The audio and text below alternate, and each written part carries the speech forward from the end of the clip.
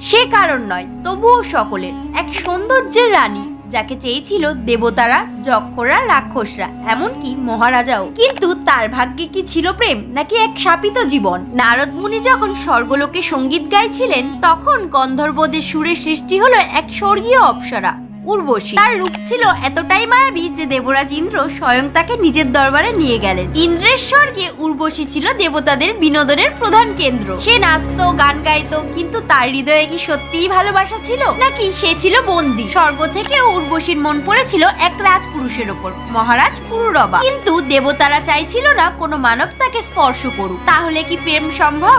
উর্বশী বলেছিল, আমি তোমার হব, কিন্তু কখনো আমাকে অন্য পুরুষের সামনে নগ্ন দেখা যাবে না। মহারাজ পুরুরবা রাজি হয়েছিলেন, কিন্তু দেবতারা কিভাবে এই সম্পর্ক ধ্বংস করলো? একদিন দেবতারা ইচ্ছাকৃতভাবে আলো জ্বালিয়ে দেয়, আর উর্বশী নগ্ন অবস্থায় ধরা পড়ে। লজ্জায় সে মহারাজ পুরুরবাকে ছেড়ে চিরতরে স্বর্গে ফিরে যায়। উর্বশী কি শুধু মোহের প্রতীক, নাকি সে ছিল এক ব্যথিত প্রেমিকা? মহারাজ পুরুরবার হৃদয় ভাঙা হয়েছিল, কিন্তু উর্বশী কি সত্যিই সুখী ছিল? উর্বশীর কাহিনী কি শুধুই পুরাণের গল্প, নাকি এখনো বাস্তব জীবনে আমরা এমন গল্প দেখতে পাই? ভালোবাসা নাকি মোহ, তুমি কি মনে করো? কমেন্টে জানাও। আর আরো মাইথোলজিক্যাল কাহিনী পেতে চ্যানেলটিকে সাবস্ক্রাইব করো।